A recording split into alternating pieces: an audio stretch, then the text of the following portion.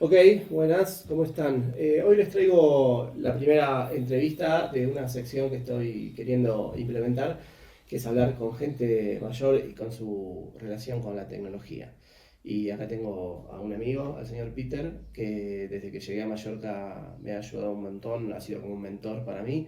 Así que quería aprovechar y comenzar esta sección con él. Ok, Peter, hello. Hello. Good morning. Good morning.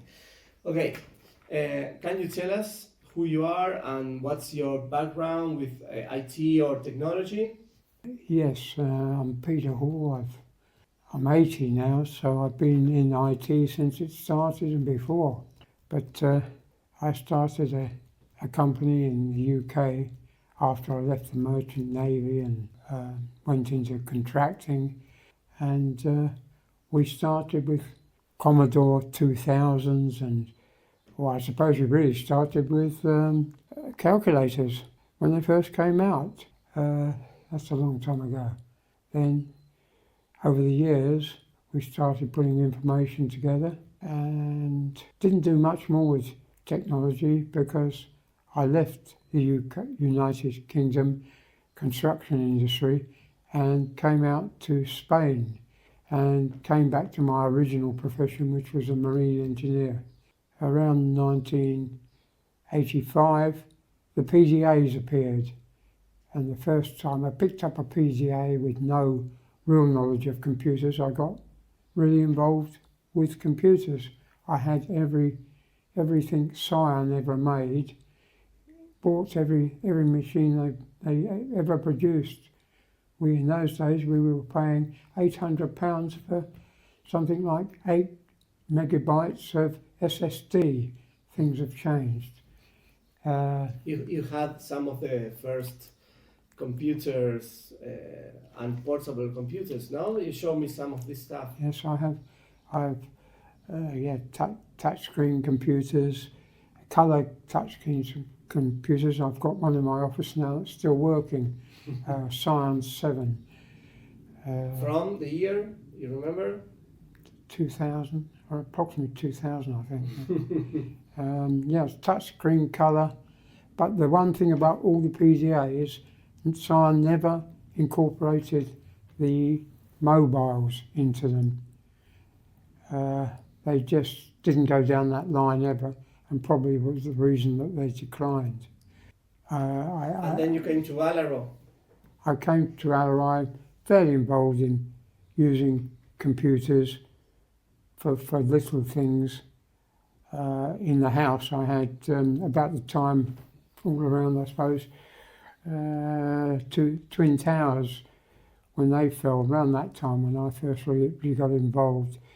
I was living in Port Towers, and I moved out to Alaro with a friend who was very, very up Linux, particularly Linux, and we set up a business then in Alaro as web hosting, web serving, and coding and everything. We set up quite a good big business here, which ran for 15 years, serving, hosting with quite good effect. It was called RPVWSL, the company. And with this company here is that you did the directory? Yes. Okay, can you tell us about the directory? We set up Yachting Direct International, which we ran and is still running. We started that in 1999, August 1999. It must be the longest running marine website ever. It's never been offline, it's never been hacked. It's still working. And it actually still works if we actually managed it properly. But the functions on the website still all function. And actually some of the people who we put on as free entries are still actually findable on there through Google. The coding was, we did all the SEO and we mastered the way Google worked. We understood how the mindset of the actual people writing Google algorithms worked. It was fun sometimes. They took out words that banned words that we couldn't see were wrong until we looked at it. Things such as weed were banned on the Google algorithms because that, in their mind, went into drugs. Our weed was the weed protectors on the bottoms of boats. Sillinesses like this were crazy trying to find and work out where the problem was when things were blocked or stopped. I still speak to many of the clients we had then, and I think they would hate to know what we still had on record about data about them somewhere amongst our vast amounts of old discs, even some 3.5 floppies I think still around. So yeah, I've seen your collection of floppy disks. Okay, nice. That's a good introduction. Nowadays, I just maintain, or I just watch everything happening on the internet, and I'm particularly now obsessed with AI and the way people choose to use the word AI. Since there is no AI, in my opinion, it's But the machine learning. Advanced machine learning. You ask it a question, it will give you the first answer that it finds. If you don't question it, that is your answer. If you're not clever enough to realise it probably isn't correct, then you will be happy with it and therefore misled in many, many cases. It has, if you keep interrogating it, it will look further places. I use ChatGPT, which people don't like, but if you learn how to use it, it's an incredible tool.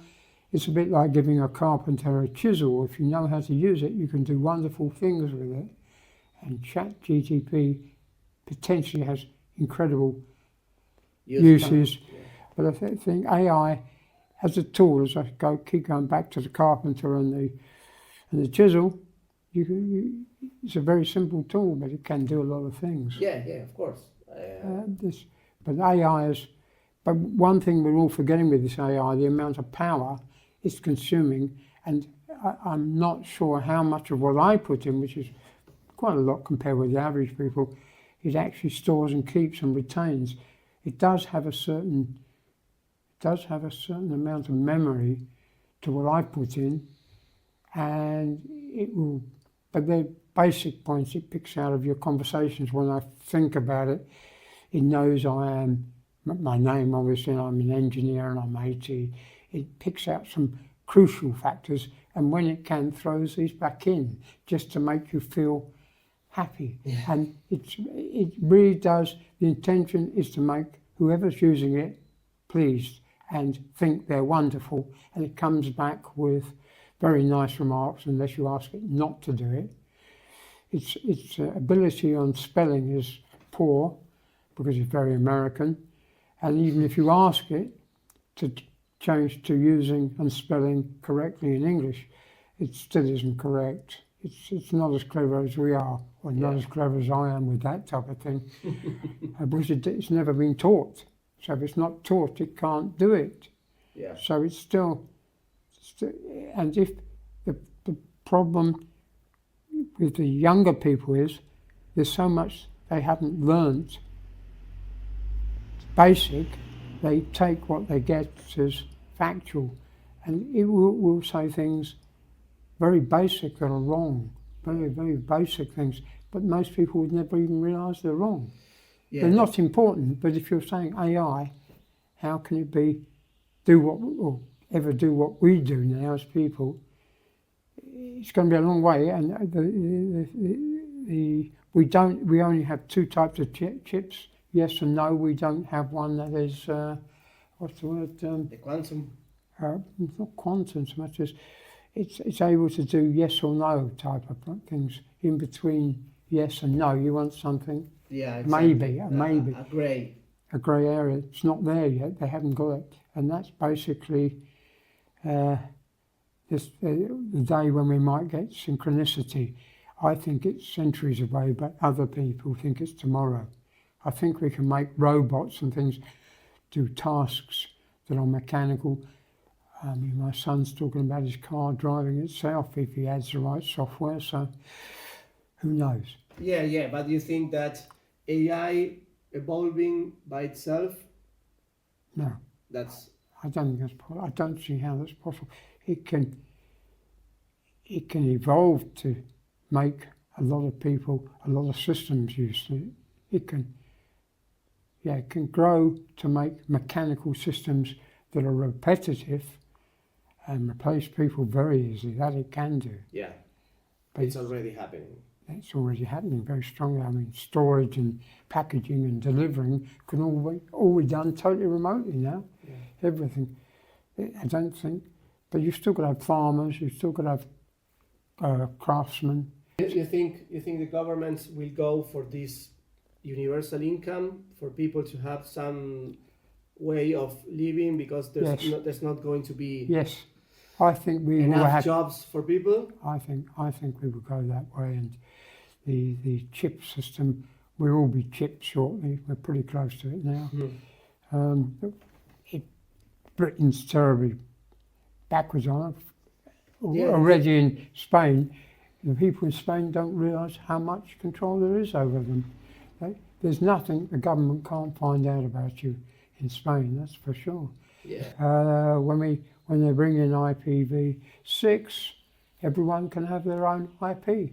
Everything you touch or do, or smaller, the IPv6, the numbers, just So you could tag everyone and everything. Everything you could with IPv6. It wasn't adopted. We were looking at it.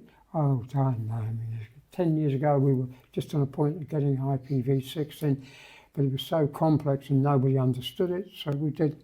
You know, the future world. I just keep saying, just to everyone, read 1984. He wrote about it in 1948, and here it is. We're in 2026, and we're pretty close to it, and he thought about it in 1984. The Big Brother. Big Brother, 1984. Read it, and Orwell. The final question I wanted to ask you. We usually talk about this a lot, and as I also want to raise more consciousness and empathy about this. What do you think? What do you think about the way technology is being made when having in mind older people? It isn't, because nobody can write about something they've never experienced. It's as simple as that. They think they know, but they haven't been there. Yeah, I know what your 40-year-old body felt like, because I had one once. At 80, my mind doesn't work the same. My eyes don't see the same.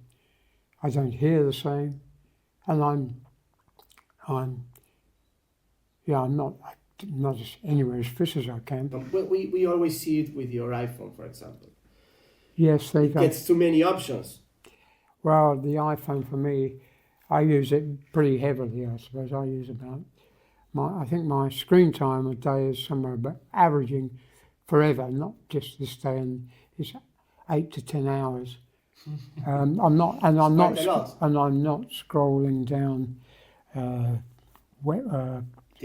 TikTok or anything like that. I do flash through everything, and if I see something I know, I just put just push it, just so they know I'm still alive. We don't get a lot of response from that, but they know I'm alive. I know they know I'm alive. So. Yeah, but for example, you have a lot of domotics here, like Alexas and that, and we are seeing that the Alexas are made to help you, supposedly to understand your orders, but they don't even have good mics. I think to most older people, they just couldn't even operate this. You couldn't do it. I think most younger people will be confused with this, unless you're really in it. They think they've got it. They push the stuff very fast, but the thing I don't understand with this, they're still pushing their fingers, which is antique. You talk to it, but to talk, you have to be able to speak properly. You'd have to have a vocabulary that is wide enough to cover all the operations. And you have to know how the machines were made to respond. Yes. Exactly what words work better. Yeah. But we've still got our collection of records and vinyl, original. Anyway, yeah. Besides your technology side, you still have your analog side now with a big collection of records and some VHS I've seen. There's six volumes there of dictionaries, and they are still more accurate. You know, nice, shorter Oxford English dictionary, 2 versions, 2 volumes, massive books, and it still is not all on the internet. Well, I still have to check against. Exactly, you are covered in case of the internet going down in the world. Yeah, you can listen to music and read and have your dictionaries. Yeah, I suppose so. Yeah, and we have our cat, and that's it. We don't need much more, do we? And a nice garden. Yeah. A day. I think the biggest problem I see with generally is keeping yourself fit. Going out suddenly becoming a fitness freak for a few months, it's something you do daily for all of your life. The habits. The habits of walking, your eating, and everything. That's all another issue of the world nowadays. But you can't become knowledgeable if you don't live a long time. You learn every day, and if someone at 40 thinks they know more, maybe in one thing than an 80-year-old does, I think you're wrong, because in the last 40 years I've learnt more than I ever learnt in the first 40 years. Where AI, question marks, comes in for me is when something I can't quite remember, a film I can't quite put a name to. I put 2 or 3 key words in, and it's knowing how to use key words to activate the computer to give you the right answer. That's a skill, but you have to have learnt it somewhere.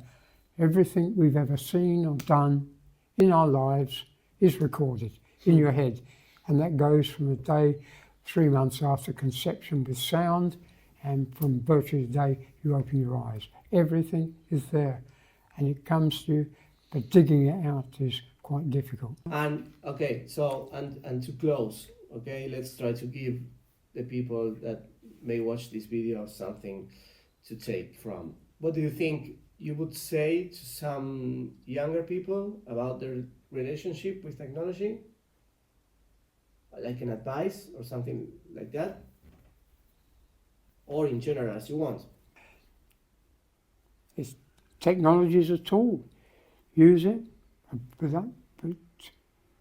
think about what you're looking at and think about what you want to see. Don't get dragged into these incredible, endless stories. And if they go on for 60 minutes, they are going to sell you something. Always. There's a sales in it somewhere. It's being used so, the abuse on using it to sell and scam is so extensive. A lot of young people miss it straight away. Yeah, if you use it wisely, it's incredible for us, yeah. There's things you could never do before.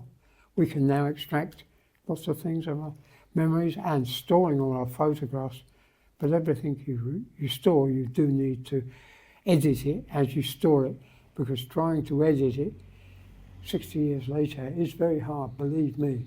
But if you do it as you take things out, you make note of pictures, photos particularly, and clear the rubbish. Clear the rubbish. Clear the rubbish. Nice final line, yeah. Okay. Thank you. It's a pleasure.